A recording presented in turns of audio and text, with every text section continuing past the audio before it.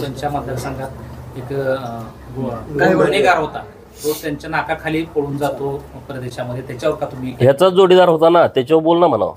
गायवळ कोण होता? ह्या रोहित पवारचा. चंद्रकांत पाटलांची पण चौकशी करा. नाही नाही, ते नंतर बघू. ह्याचा दोस्त आहे ना, ह्याच्याबरोबर किती आहेत गुंड, किती मोक्यामधले गुंड ह्याच्याबरोबर आहेत? सगळे तुम्ही सगळे शूटिंग काढा ह्या 2-3 वर्षामधले. त्यांच्या आजूबाजूनं किती मोक्यातले गुंड फिरतात, किती मर्डर केलेली लोक फिरतात, त्याच्यावरती त्यांनी स्पष्टीकरण द्यावं. चंद्रकांत दादा काय भूमिका घ्यायची ते घेतील, ते संवेदनशील आहेत आणि त्यांना काय असं कोणाला काय वाचवायची गरज नाही. एका सुतगिरणी कामगाराचा मुलगा महाराष्ट्राचा मंत्री झालाय, ते करतील व्यवस्थितपणे. पण तुम्ही जे लोकांना सजेस्ट करताय त्यापेक्षा तुमचे हे सगळे गुन्हेगारी क्षेत्रातले नेमके जोडीदार कोण आहेत ह्याची काय श्वेतपत्रिका काढायला पाहिजे काय? सगळे व्हिडिओ सगळे डिटेल काढून कोणी सल्ला द्यावा, कोणाला सल्ला द्यावा, ह्याला पण जरा स्वतः आत्मपरीक्षण करण्याची आवश्यकता आहे. या पद्धतीने दोन्ही पवार एकत्र सातत्याने येत आहेत. तो काय माझ्यासाठी महत्त्वाचा विषय नाही. पुढं ज्या पण रोहित पवार यांनी सांगितलं की टाळ्या सभेमध्ये मिळवल्यानंतर टाळ्या ठराविक वेळ वाजतात, सभा संपली की टाळ्या संपतात. कोणाला? काल त्यांनी सांगितलं. अरे ते तुझ्या नशिबात नाही ना, तुला टाळ्या बी कोण वाजवत नाही ना. सामान्यासाठी काम गेलं तर ते लोकांपर्यंत पोहोचतात. त्या दृष्टीने तुम्ही काय काम केलं ते द्या ना यादी 50 वर्षात. कशाला मला बोलायला होताय? एक असा बोर्ड लावा प्रत्येक चौकामध्ये, हे उजवलंय तुम्ही. माझ्या नेत्यांनी काम केलेलं मी कसं सांगतोय की मागं 14 ते 19ला देवाभाऊ या राज्याचे मुख्यमंत्री असताना जलयुक्त शिवार नावाची योजना आणली आणि ती अत्यंत कमी पैशामध्ये राबवली गेली. या राज्यामध्ये 28,000 गावामध्ये लाखो कामं केली. मग त्यामध्ये नाला खोलीकरण असेल, रुंदीकरण असेल, ओढा खोलीकरण असेल, रुंदीकरण असेल, नदी खोलीकरण असेल, नदींचं पुनर्जीवन असेल, नदीवरती बंधाऱ्यांची चेन करणं असेल. जिथं शेतकरी 1 पीक घ्यायचा तिथं 2 घेतोय, जिथं 2 घ्यायचा तिथं 3 घेतोय. काम सांगतो ना मी. आमचं जेव्हा 95 ते 99ला सरकार होतं, Mumbai to Pune express highway केलाय, लाखो लोक रोज जात आहेत त्यावर. व्यक्तिगत सांगितलं नाही नाही, त्यांना सल्ला देणार. तुम्ही उजवले काय ते सांगा ना 50 वर्षात. व्यक्तिगत आम्ही बघतो, सल्ला द्यायला काय त्याला ठेवला नाही आम्ही सल्लागार म्हणून. आमचा आम्ही आहेत, आमचे बिंडके सल्ला देतात मला काय करायचं. तुम्ही शेतकऱ्यांसाठी मदत घेऊन आलात. खरं तर शेतकरी खूप मोठ्या आशेने या ठिकाणी पूरग्रस्त शेतकरी आहे. ज्या पद्धतीनं शेतकरी सातत्याने मागणी करतोय की दुष्काळी ओला दुष्काळ जाहीर करून मदत मिळावी, मात्र मुख्यमंत्र्याला म्हणतात की एनडीआरएफ जे निकष आहेत त्या निकषामध्ये हे बसत नाही. मात्र कर्नाटक सरकारनं एनडीआरएफचे जे निकष, अरे बाबांनो, माननीय मुख्यमंत्री महोदयांनी अत्यंत स्पष्ट सांगितलंय, शब्दाचा खेळ कुणी करू नये.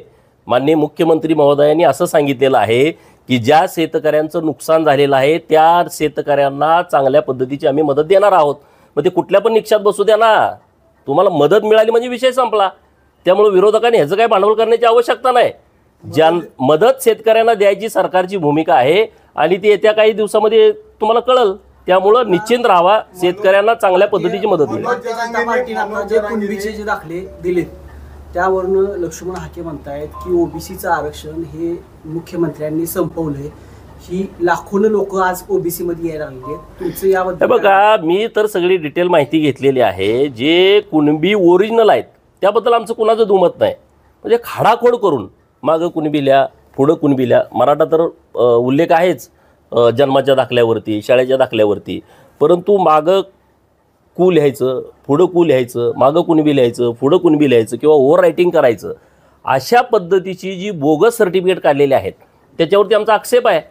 आणि हे जे सर्टिफिकेट दिले त्या अधिकाऱ्यांना बडतर्फ केलं पाहिजे, त्या अधिकाऱ्यांच्यावरती कारवाई केली पाहिजे.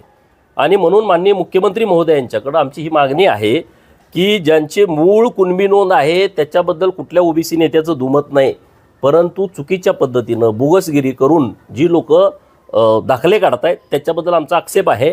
आणि सरकारनं पण ओबीसी ज्या मंत्र्यांची समिती गठीत झालेली आहे, मला वाटतं मागं बैठकीमध्ये त्यांनी निर्देश दिलेले आहेत की असे जे चुकीच्या पद्धतीनं मागे पुढे लिहून किंवा ओव्हर रायटिंग करून जे दाखले काढलेले आहेत किंवा ज्याला जात पडताळणीनं प्रमाणपत्र दिलं आहे त्यांच्यावरती कारवाई करण्याचे आदेश मंत्री महोदय समितीने दिलेले आहे. मनोज जरांगेंनी सांगितले मंडल आयोगाच्या विरोधात आम्ही ह्याच्यात जाणार आहे न्यायालयात. आणि हे कुणी कुणाच्या विरोधात जावं हा प्रत्येकाचा अधिकार आहे ना. आपण कायद्याच्या देशामध्ये राहतो, कायद्याच्या राज्यामध्ये राहतो.